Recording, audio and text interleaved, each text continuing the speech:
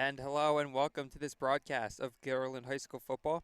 At Garland High School, I'm Jason Pulaski, joined alongside my partner Jason Sindoni as we pick up this Garland football game at the half, where the Dutchmen, after a very dominant half of football, lead 43 to nothing. Jason, your thoughts on the first half as we head into the second half? As you mentioned, Gillen very dominant. In the beginning, it looked a little rough with Gillen's George Marianopoulos throwing that first interception. But after that, Gillen got back on his feet, and they were just rolling from there. Marianopoulos throwing an interception on only the second play of the game, but Dutchmen coming back to score on 5 of 6 drives with a punt return touchdown in the first half as they look to get off on the right foot to begin their 2016 campaign, as they look to rebound off a semifinal loss in the Section 2 playoffs last year, as the Dutchmen have a key contest coming next week at Saratoga early on in the season. So this first game, a very important one early on. I definitely agree. That last loss to Shaker really hit Gillen hard, but they are coming back. Everybody's fresh, and from this game, they are really firing on all cylinders with nice touchdowns by Steven Fedorchek and great defense by Tyler Hess. Everybody is rolling here in Guilderland. I talked to Coach Penna earlier. He was telling me how this team has been working the past 10 months towards a championship season with lifting 7-on-7s, camps, etc., including the prestigious 7-on-7 camp in New Canaan, Connecticut. Coach Penna also telling me that 7-on-7 in a University at Albany camp this year were challenging events, competition and talent-wise, as the Dutchmen look to advance off last year's semifinal loss and into a deeper run with this senior-laden squad. Even with a lot of people gone, Gillen's got a lot of people that have got a lot of experience. Steven Fedorchek has got a lot of experience. Sat out a lot because of Cameron Long's amazing season, but he's ramped up and ready to go. We also got George, who got a full year in as quarterback, and now he's got a lot of experience, and he's going to be ready to take on the big challenges later on. So we have a captain's meeting here at midfield. Not exactly sure. I'm definitely curious, with such a big lead, would you rather have your starting quarterback, George Marianopoulos, continue to throw or put in your second string? Going to be interesting as Mason Lita, the junior, is Marianopoulos' backup. Hasn't seen any varsity action in his career, but only one game in, or a half game in, so not exactly sure if we'll see him, as Garland will kick off to begin the second half. Dutchman won the opening coin toss and received, as we talked about, Marianopoulos throwing an interception on only the second play of the game, but has quickly bounced back along with the rest of the offense. So Matt Clark, the kicker for this year's Dutchman squad, kicks off. He's already gotten a lot of work in today. All the extra points and the 31-yard field goal. He's putting a lot of work already in the first half. So Nisky will return it to around their 43-yard line, where they will begin this second half with 11:48 on the clock. It's definitely a lot tougher this year, especially for the defensive line. They lost Marquise Chisholm, who was their big center. So sometimes it's hard to make up a lot of the defensive guys, but with the juniors now becoming seniors, they're ready to roll.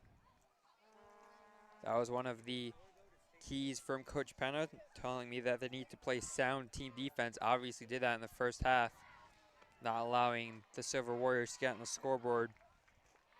Executing fundamentals and balancing running and passing game. Two of the other ones sure did that in the first half. Matt Cutting going in motion, but the quarterback, Daylon Edwards, runs forward and stopped at the line, 2nd and 10. That tackle was made by number 44, Tyler Hess, who has been massive on the defensive end. He worked with Cody Chase, who graduated last year.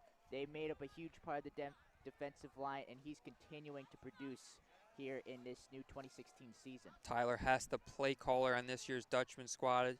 As you can see, the play call on his left wrist. Heard Coach Penna calling in the plays to him, and he's the go-to guy for this Dutchman defense. Very reliable out there, the linebacker. Edwards taking the snap, throwing right, and goes through the hands of Ismail Stewart. Incomplete. Looks like we have a flag on the play. We do not know which team it is yet.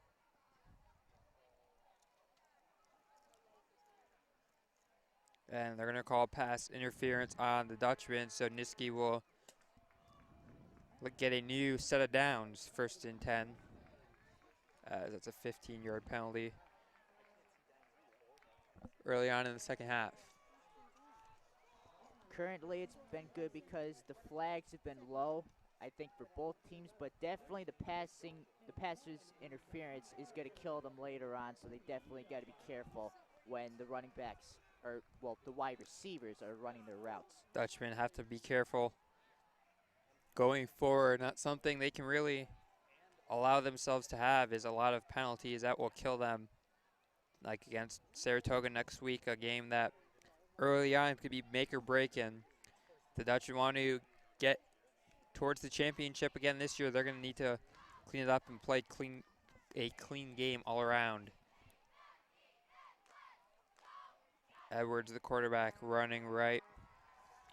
And a big hit there from Jared Schwartz. Schwartz, Hess, Dylan Olson all combining. Jared Schwartz was big last year. I mean, he was a big part both offensively and defensively, an absolute tank. And now, with the first year under his belt, he is continuing to produce alongside Tyler Hess. They're making up a really strong defensive line, and I can't wait to see what he can do on the offense. Jared Schwartz, only a junior, got some key experience all around as a wide receiver, hybrid, defensive back, kick returner, punt returner last year. And he's back this year, his junior year, and with 1 year to go, will be very interesting to see how well he will play next year after the Dutchmen will graduate 3 of their starting 4 wide receivers, and Schwartz will be the only one left. I think it'll definitely be interesting. We haven't mentioned Joe Park. Joe Park, in his junior year, missed a lot of last season because of a leg injury. So we can't wait to see what he can do, because in those first few games, he started to produce some touchdowns and really spread out the offense. So I believe Nisky called a timeout there, as it will be 2nd and 11 when we get back to action. 9:51 in the third quarter. I think it's definitely important to bring up last year. We want to mention how George Marianopoulos and the other captain, Andy Hines, both receiving honorable mentions for the All-State team. They've made huge improvements on their game, and they've become real leaders for the next generation of Gildan football players on varsity. Red Sea out in full force tonight, as we see here. A phenomenal showing by the students coming out to support the Dutchmen in the season opener. And we've heard from Dutchman players over the past that if they have success, a lot of that will have to come from the Red Sea backing them at home games. I definitely agree. Last year, a lot of the students were complaining the Red Sea wasn't big enough, and not just for football, but many of the popular Gildan sports around here. So it's really nice to see a really big crowd, and they can produce some great energy for these guys. Something that will have to continue all year long.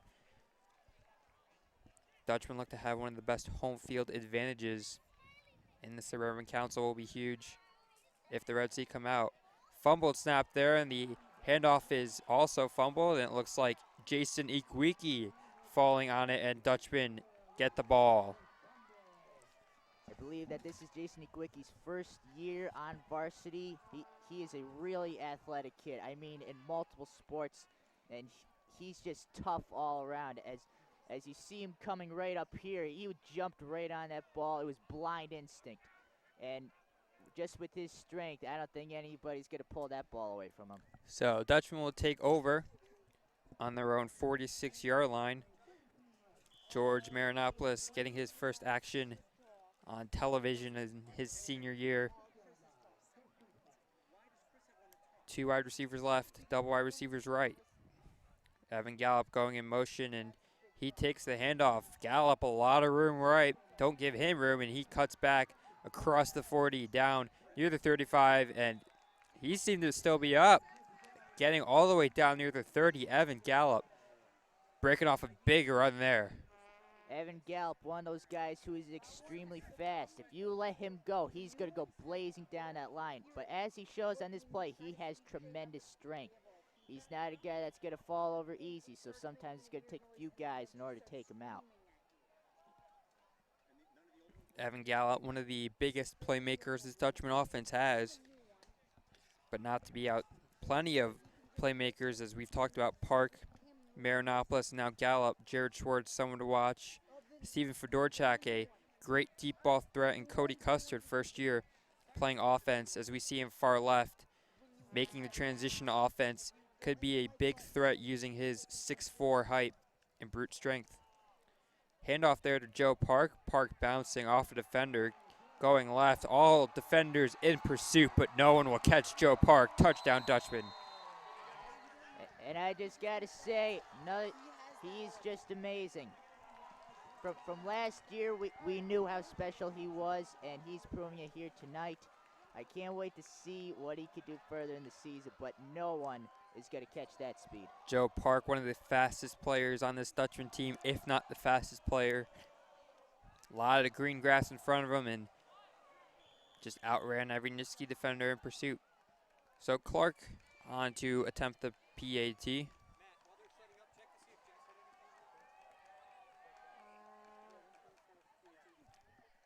And is good as the Dutchmen extend their lead here in the third quarter.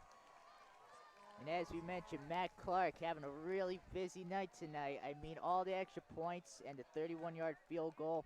He had a couple punts earlier that were blocked, but it takes a lot of strength in order to be able to do what he does.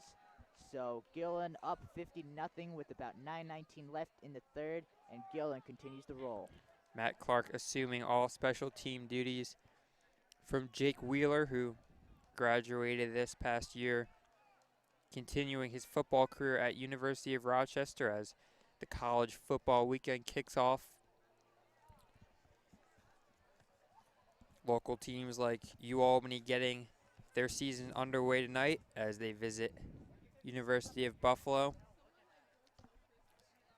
As college football and high school football get underway here for 2016. Clark kicks it off, and the return by number 19, Arsalan Ali, past the 25-yard line. They were both taken down by Tyler Hess and Stephon Brantley, a person that we haven't actually mentioned, but Stephon Brantley is a returning member his senior year, a fantastic running back. He is a guy that no one wants to get in front of, and he's really good offensively and defensively, and a real big support for this Gillen team.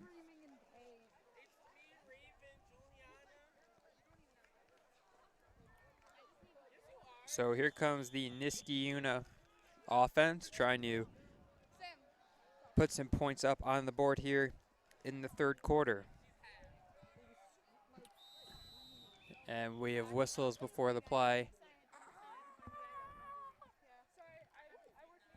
And false start on the offense, and they'll move it back.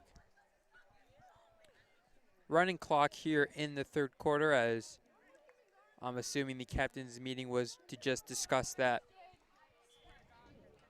This game gets over with fairly quickly, as it is very one-sided.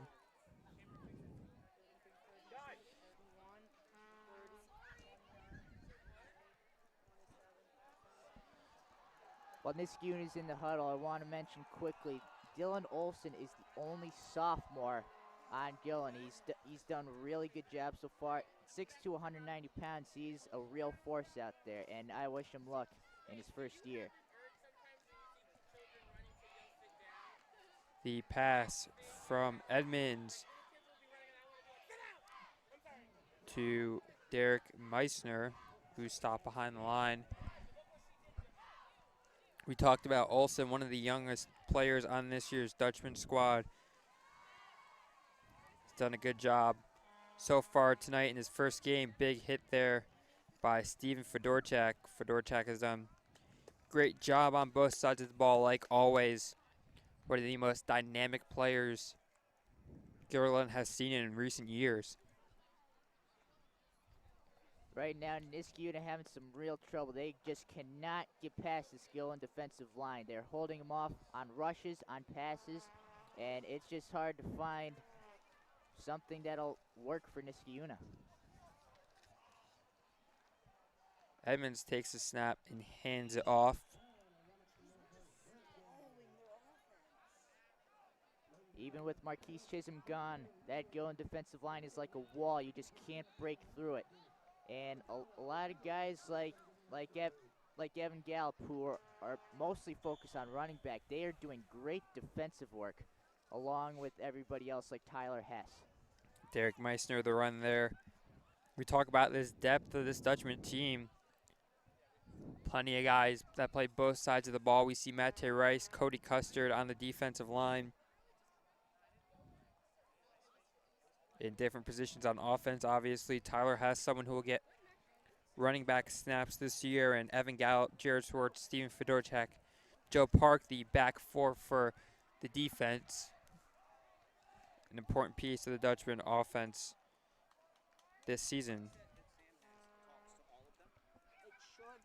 Edmonds throws it left, but it is knocked down by Jason Ikwiki, but we have flags down. We'll see what it is.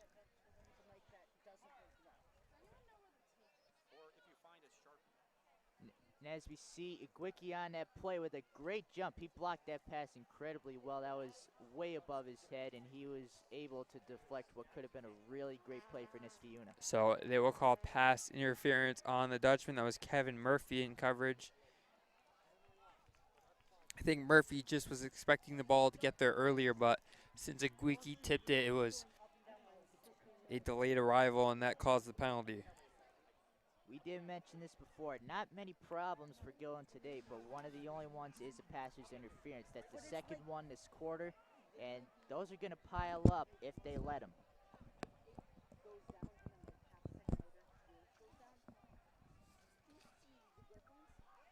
$50-0 here as we near the 5-minute mark in the third quarter.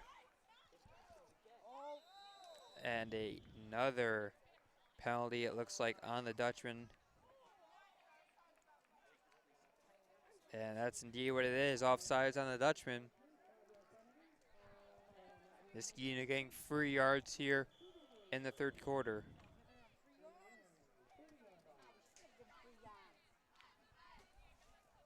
Gillen is up by 50, but they definitely got to be careful. This could just be the motivation that Niskayuna needs to get some points. So Gillen's really got to focus on not being too hesitant and focus on the line when it's snapped.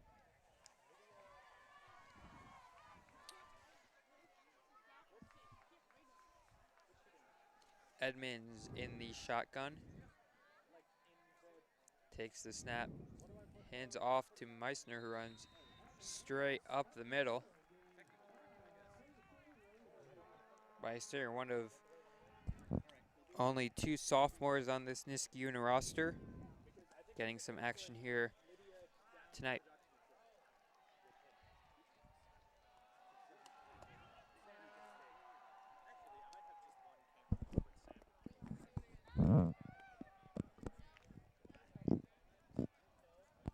I think we also want to mention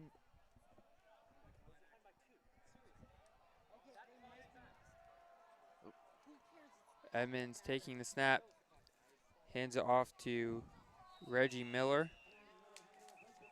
who gains a couple yards, and it will be 3rd and short.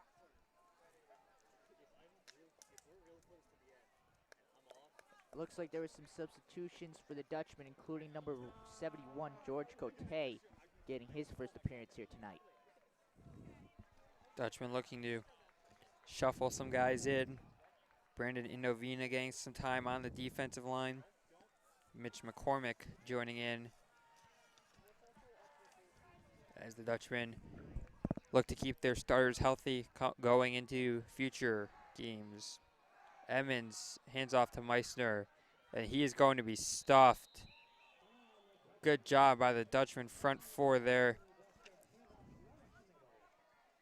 stopping Meissner, and Nisky will be short, 4th and 1. Really great job by the defense, as you mentioned. There was pretty little room for error by the Gillen defense, or it would have been a first down. But that wall, I mean, no one was getting through that, and they held them up to a very small margin. It is now 4th and 1. So apparently a generous spotting gives Nisky a first down. Not sure if that's a part of this. Keep the game rolling, giving Nisky the ball, letting their offense get some reps in, but it will be 1st and 10 just inside their side of the 50. Edmonds takes the snap, and Meissner gets it again. Stopped there. Good job by George Gauthier holding up, and Ebe Din coming in to get the tackle. George Gauthier and Ebe Din coming in for their first appearances and doing a great job, as we see here on this play, really coming around, forcing him to the outside so he could not go forward.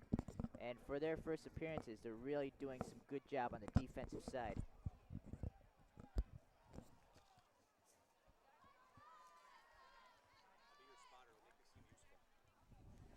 So it is now 1st and 10 on around the 47-yard line. It looks like Marianopolis is still in. We have under a minute to go. Edmonds taking the snap, looking deep to try and find Ismail Stewart, but just over his head.